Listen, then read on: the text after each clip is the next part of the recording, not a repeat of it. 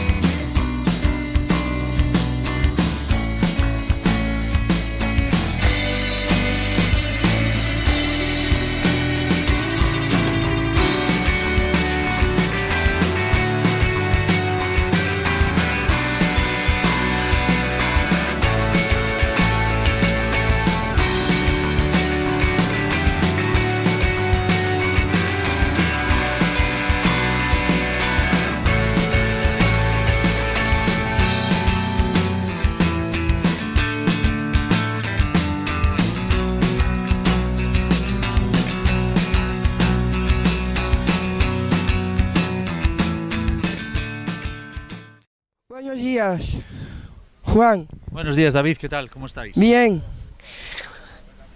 ¿Qué te gusta más esta iniciativa?